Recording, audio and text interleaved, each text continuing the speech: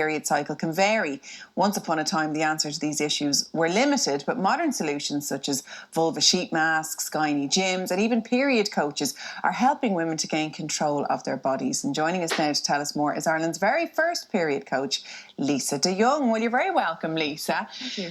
So as I said to you in the break there, we're going to have to just start with what a period coach is. Yeah. Okay. Just to get it out there, and what led you to become one. Yeah. So what I do as a period coach is I teach women about the cyclical nature of their body, and I help them live a little bit more in sync with their menstrual cycle for both physical and emotional well-being. So I would work with clients who are suffering with a condition like endometriosis or PCOS or something like that, but also with women who are experiencing burnout or mental health issues, and just getting them a little bit more connected with their body through their hormones and their menstrual cycle. And so how I came to that work is that I suffered for years with really, really bad period pain, and there were no answers, very limited answers. And I went on the pill, and which helped, but then I had a lot of side effects from that. And then I started to explore holistic health a bit more, diet, that kind of thing, meditation, yoga. And I just went on this incredible journey of learning all about hormones and the cyclical nature of the female body. And then I trained with an organisation in the UK called Red School. And I'm now certified with them as they call it a menstruality coach, which is officially the title, but then period coach is more understandable. Yeah. And we do learn obviously about the menstrual cycle when we get our sex education at school, and there's a little bit said about using sanitary products, but that's kind of it. And there's a lot more going on. I mean, you talk about the different weeks in the menstrual cycle as being like seasons, and we behave differently in summer than we do in the winter. We kind of modify our behaviour accordingly, and you think we should do the same through our cycle? I think so, yeah. So the endocrine system is very important, and especially I think for a woman's body. So during our menstrual cycle, we have cyclical thing happening with our hormones. And so when we're on our period, our hormones are very low. Estrogen is at its lowest, so therefore our energy is very low. So it makes sense to rest and take it easy during that time. And then after that inner winter time, which I describe as menstruation, we come into the inner spring, and that's when estrogen then starts to rise. And then in ovulation, that's when estrogen is at its highest. We've loads of energy. We're very outward focused. And then coming into the premenstrual time, that's when progesterone starts to kick in, which is the hormone that supports a pregnancy. And for some women, that can be a difficult time, can be quite a sensitive time. Some women love that time. I particularly love that time.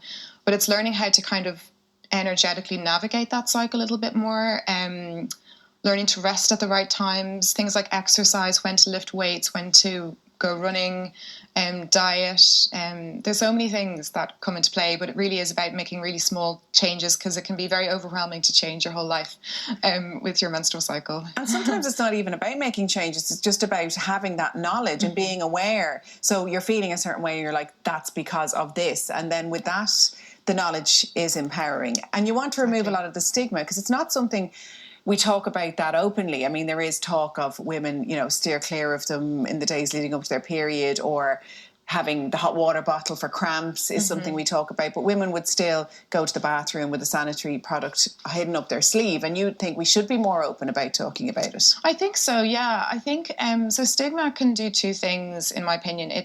Firstly, it causes, if we're really hiding that very important part of ourselves, it can cause a lot of tension in the body. And that then leads to increased adrenaline and cortisol, and leads to more stress, which is kind of unnecessary. And then also the stigma then creates kind of a barrier to the right information for women when they're going to the doctor, for example.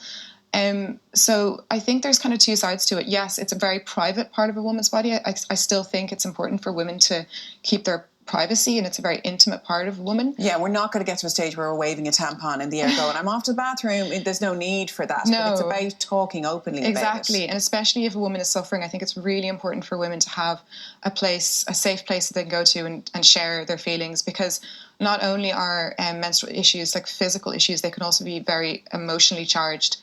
And so there's a condition called premenstrual dysphoric disorder, PMDD, and that's a mental health issue that needs to be addressed. And it's very important for women to have an outlet, a safe environment where they can talk and share their feelings.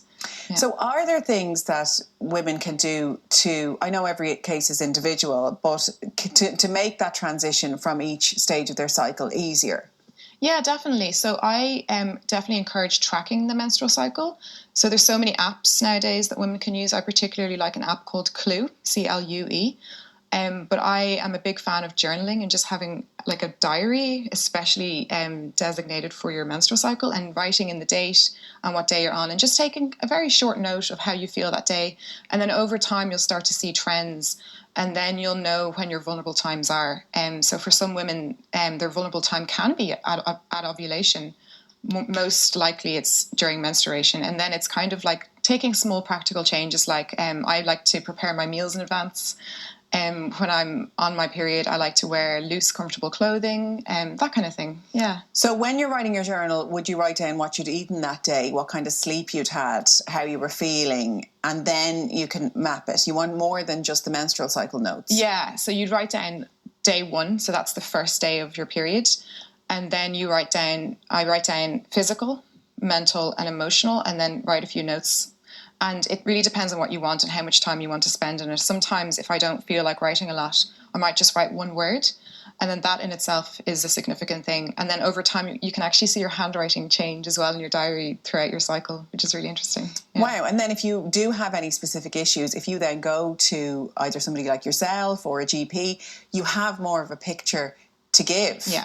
You have more of something to say. Yeah, exactly. Do you think that women just have this, I don't know where it comes from, this just battle on? I mean, I have friends that would have severe period pain. They'd have to take to the bed for a few days, but they just do that month after month instead of actually seeking help or wondering if there's something that they could do about it beyond taking painkillers. Definitely. There's a lot of people out there struggling, and not only with their menstrual cycle, but with energy levels.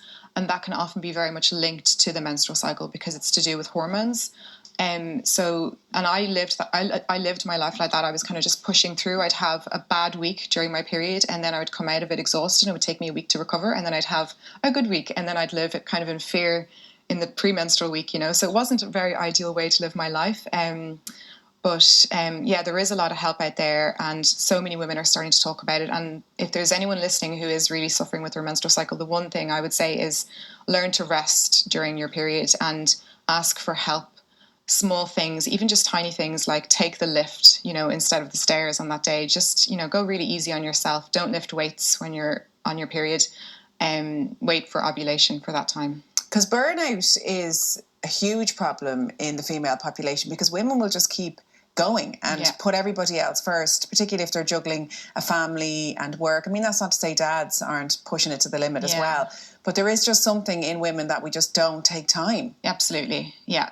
We push ourselves really, and we're kind of pushing ourselves through our body, and we're hard on ourselves. Yeah. And then it's this adrenaline, it's kind of an addiction. It's like this, we like the adrenaline and we like to be needed, I think, and there's a lot of pressure on women.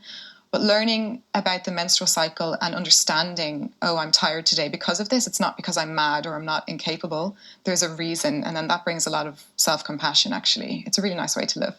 So you're opening up the floor for questions. So what kind of topics can people text in about? Anything really in relation to the menstrual cycle. I'm obviously not a doctor or a nutritionist, but I have a lot of knowledge in the area of nutrition to support a healthy menstrual cycle. I'm also not qualified to teach on the menopause, but what I would say is that to have a healthy transition into menopause, it's important to have a healthy menstrual cycle. And then, any question really. I'm very open and curious to see what comes through. Yeah. Okay, good stuff. And you're starting to build your client base. Yeah, that's right. So who are you seeing at the moment? Is it a range of ages, a range of issues? Yeah, different. So clients are women who are diagnosed with conditions like endometriosis or PCOS or primary dysmenorrhea, any kind of period problems. Women who are trying to conceive as well, or women who suffer with amenorrhea, which is where they don't have a menstrual cycle. And then also women who are perhaps already tracking their menstrual cycle and they're going through a period of transition in their lives. So they might be grieving, or they might have experienced a miscarriage or had an abortion, or even going through a breakup. And then so I guide women back to connecting them with their body through their menstrual cycle and kind of helping them, supporting them, guiding them through that emotional journey that's needed for them as well. We were talking about the stigma around talking about it more openly, but it is good for us to be able to talk in our workplace a bit more about it, because I think there's a real fear of saying I have an issue that's to do with your menstrual cycle. I can't come in today because of my period. Yeah. Just sounds like very over dramatic, but for some people it is a real issue. Yeah, it really is, absolutely. And there are studies to show that so absenteeism for women is one of the reasons is because of the menstrual cycle. And there's also this thing called presenteeism, where women go to work and they're still unwell and they'll push through, but they're not being productive. So there is that. I think a lot of women are afraid to share, but I would encourage women to prepare their meals in advance, have maybe a trusted colleague they can talk to. And I do think that there's a lot of workplaces that are becoming more flexible as well in terms of working from home, and just to kind of, ease up on yourself. Yeah. Good stuff. Well, Lisa, thank you very much. And as I say, you're staying with us and people can contact us with any questions they may have. Thank you very, very much.